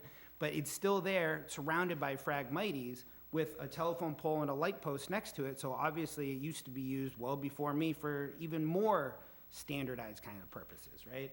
So we use it for storing boats. We've always used it for storing boats. The people before me and the 10 people before me used it for storing boats. So that's what we do there, is store boats there. When it rains, it gets really muddy in that area. So storing boats there seems to be an accepted commercial use that's historically happened. When it rains, it gets really muddy there, and so we get muddy working in there. So we put crushed stone as an non-impervious, a surface that'll allow drainage, to make it so that we're not walking around in the mud, but we can still use the area. That was my intent. That's all I was trying to do. I wasn't trying to pave this over or even extend the area beyond the historical use. That's all I was trying to do, is make it more usable for my guys, not make it as much of a mess. That's simply what I was trying to do. And so if I didn't do that in the right way, or if it was an honest mistake, anything Are your that happened. boats on poppets when you store them? Like boat stands? Yeah. So the boats typically aren't. The boats are on trailers for the Trailers, most part. But okay. you see those wooden things that look like Yep. docks? Those are nursery systems. They look like docks, but they're actually nursery systems for growing oysters. Those are on boat stands because they don't have a trailer for them. Yeah. I would be concerned about a boat storage on a muddy surface collapsing. That's why those dock-looking things Yeah. are further up, and so we put the Okay. boat trailers down there. And as you can see, they're typically just trailers. Typically, we don't even Because put boats on well, trailers. You have to have a smaller boat because you can't get under Route 6 bridge unless you do it at low tide, and you still need a small boat. This is true. We have a couple that come over land that are a little bigger, but yeah, generally, yeah, we're like Yeah, I 26 feet and under, you know? Watch my tide because I'm going to lose my antenna. Yes, not a lot of sailboats at the Wareham Marina.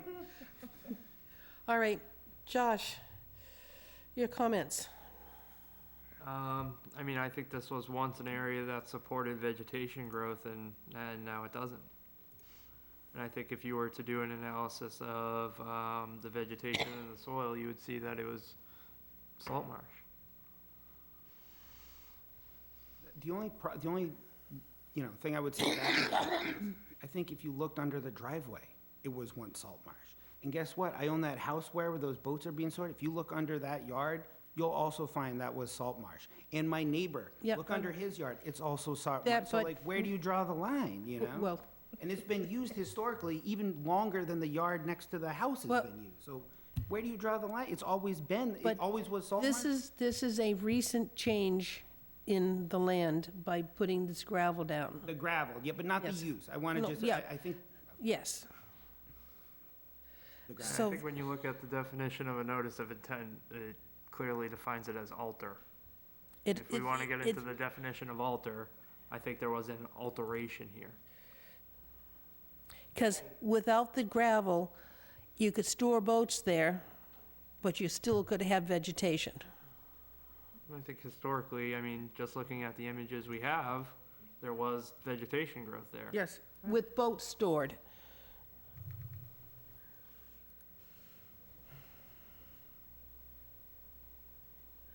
Okay.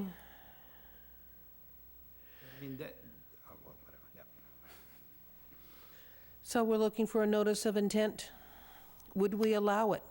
Would we have allowed that gravel to have been placed there? Can I just remove the gravel?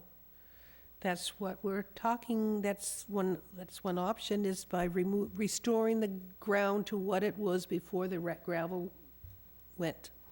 But would need a notice of intent for the removal of that gravel without an engineering plan.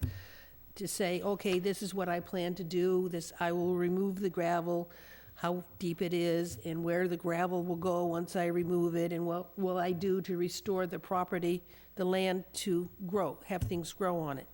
Am I getting it right, Josh? Yes, that makes sense. Is it more destructive to remove the gravel? Like that, what does that process look like? Would that be more destructive? It's probably not mixed in yet if it's relatively new, right? It's still sitting on top. How deep is the gravel? I don't know, maybe 3 inches? Okay. Nothing thick, 4 inches maybe? I mean, was it destructive to the salt marsh to lay the gravel? Oh, I just mean where we are now. Yeah.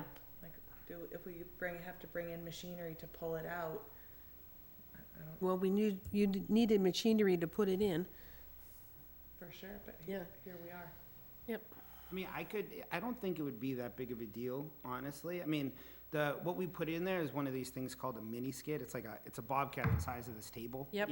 So you stand on it. It's not that I mean, I couldn't pick it up, but I mean, it's not that heavy, and if you backbladed with that with one person, like, you could do it and So- it wouldn't be, I don't think you would have any impact on the surrounding vegetation. I think we could do it without touching anything. So we're looking for a notice of intent for the removal of the gravel and the restoration of the land to allow vegetation to grow. Am I missing it? No, I think that's appropriate. Okay. So that's your, Yeah, I could do it, yeah. So do you want to set a date certain for the notice of intent? we'll do another July 24th to submit a notice of intent for a hearing on August 7th? 7. Can I do it before then, just to be able to? Yes, this is your deadline. Oh, okay, so I could submit this next week? Yeah. All right, great. Yep. Okay, Perfect. Thank you very much. thank you.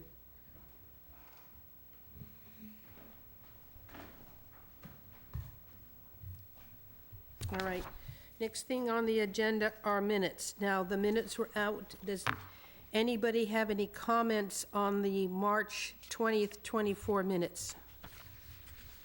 I found they were approved on 4/3/24. Yeah, we did do those, I remember. Were they different? Because I know our minute taker went back and revised minutes. And I wasn't sure if that was one of the maybe. ones that she revised. I don't No, it still said, it's, because it said, of course, you read it and your own name jumps out at you. Yeah. And it was talking about, I asked on a map where the veneer was. I think they were talking about a vernal pool. Probably. And, Yeah, I The think one so.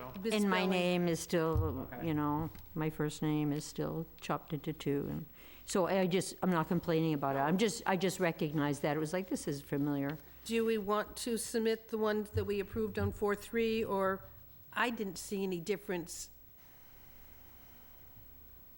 Okay. Yeah. Then yeah, you can approve them as corrected, because I know you did correct some of them. The vernal. Yeah, the Yeah. veneer pool. And Paula Jean, our minute taker, does watch the hearing, so if you want to correct your name right now, she will take note of that. Okay, my first name is Paula Jean, one word. No hyphen, no capital J. No Thank you. space. No nothing, just one word. Okay. So, no action on the March 20th. We'll take the minutes that were approved at the 4/3/24 meeting. The next set of minutes, April 3rd. Anybody have any comments on that? Because I do. There is one for the Darling project, or Water Whiz. I think it was continued into 5/1, but the minutes didn't say that. And the prime was continued to 4/17, and the minutes didn't say that. We approved the minutes of 3/20 at this meeting. Okay. So, if anybody else have any comments on the April 3rd, and I'll take a motion to accept the minutes as amended. I move that we accept the minutes of April 3rd as amended. That's the motion. Second. I second. All in favor? Aye. Aye. Opposed, abstain. The minutes of April 17th. Carol was present, not absent. Donna was absent and not present. Jessica was absent and not present. The prime project was continued until 5/15.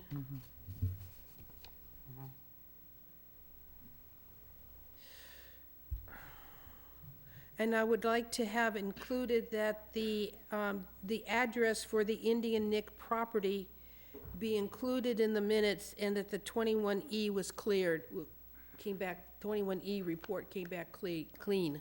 Okay.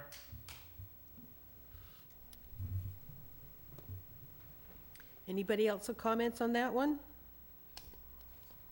Can I get a motion to approve the minutes as amended? Motion to approve as amended? Second. I have a motion and a second. All in favor? Aye. Okay, and another set of minutes on May 1st. I didn't know Over Jordan had a shed.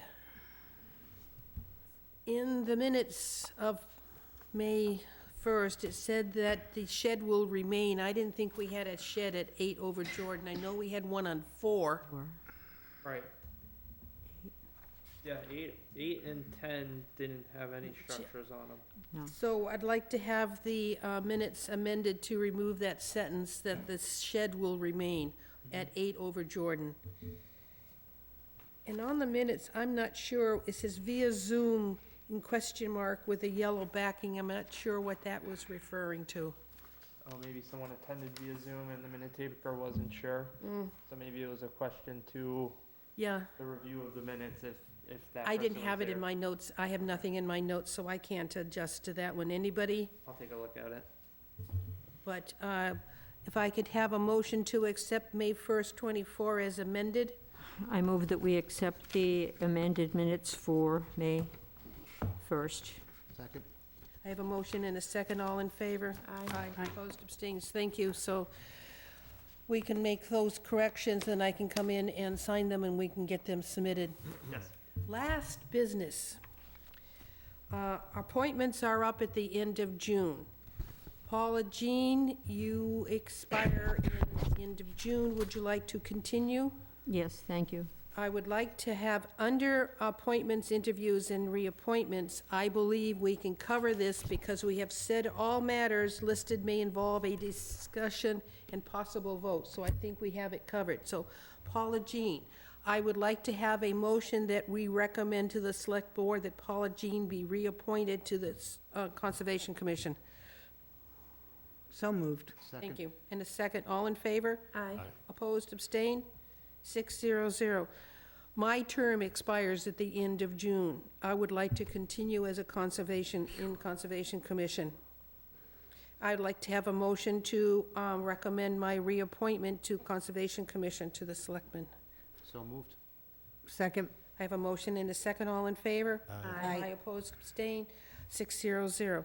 Our associate members are members for 1 year, so that Joe, Donna, and Denise's term expires at the end of June. I can take them all at once. Donna, would you like to continue? No, thank you. You don't want to continue? No, thank you. Okay. All right, then, we will, the answer's no for that one.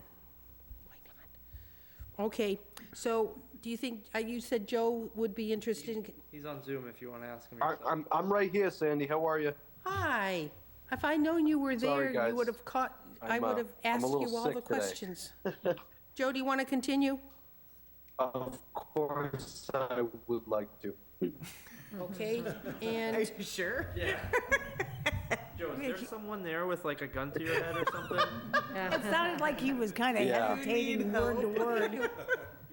and I really do believe Denise would. Now, what happens is that we vote on it, it's a recommendation to the select board. Each person whose term is to be reappointed must send a letter to the selectmen to verify that they know they are been, okay? Okay, is that a So- form letter you give out, or we No, just a quick little few sentence? I will be sending an email to the selectmen, copying the people that are being requested reappointment with the instructions of who to send an email saying, send it to the select board that you would like, you would want to Okay. be considered to be reappointed.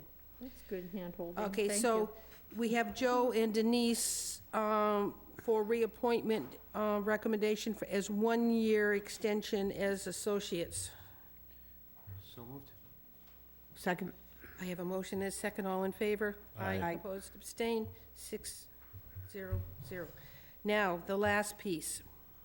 I am the representative to CPC, Community Preservation Committee, from the Conservation Commission. I would like to continue in that role, and I need, this is an appointment by us. The selectmen can't do anything about it. But this is an appointment by us, putting me on CPC for another year. And I would strongly recommend that support. So moved. Oh, okay, didn't even have to say it. I didn't, Okay, I second that. Someone makes, don't say so, make the motion. I move that we reappoint Sandy as a CPC liaison for the Conservation Commission. Thank you, that's the motion. Second. Second. All in favor? Aye. Opposed? I'm going to abstain, 501. Thank you. And I think that does it, folks. Anything else, Josh? Did we cover? I will just mention that you have the bylaw revision update on the agenda, and I think everyone received the email from Denise for kind of a jumping off point. I don't know if that went to everybody. Did Oh. anybody get it? No, I didn't get a thing from No, I don't Denise. think Okay, it, then I don't, she must have just sent it to you and I. Yeah. I will send that out, and I think it's a jumping off point for our rules and regs. Jumping off the bridge? yeah. Right, the Golden Gate permitted or Bridge. unpermitted? Denise put a lot of time and effort into identifying things she believes we can be stronger in our rules and regulations. We'll send it out, and we will have a discussion here on it. It will not be limited to just those people that did the bylaw reviews. We will have a full discussion on this list. We may very well, I would probably recommend a workshop and do this as a workshop as opposed to, Yeah, about like a half an hour before the meeting. Yeah. You review it before the meeting. We set up half an hour before and we start any of the public Yeah. hearings, and continue on until we get through the list of all 24 recommendations. Are they side by side so we can track changes and kind of see what the differences are? Or how is it presented? No, just, so there's no differences yet because you haven't established your rules and regulations yet. So this Okay. is really the first What should- installment of right. that yeah, document. what should we include, Oh, okay. you know? You Should, guys now have the ability to do this because of the town meeting vote. Where right, we, jumped off could- that last sentence. Could that be so. shared with us Yeah, before then, so we read it ahead of time and then we're prepared? Josh indicated he's going to share it with everybody. Okay, good. So then we can now. already think about it and Oh, be yes. prepared. Okay, wonderful. So, all right. Motion to close the hearing? No, motion to adjourn the meeting? Adjourn the meeting, Adjourn the meeting and it's 8:05. at 8:05. I have a motion to adjourn at 8:05. I have a second. All in Second. favor? Yeah. Aye, opposed, abstained, 600. Thank you very much. Thank you. And Donna. Thank you, Don.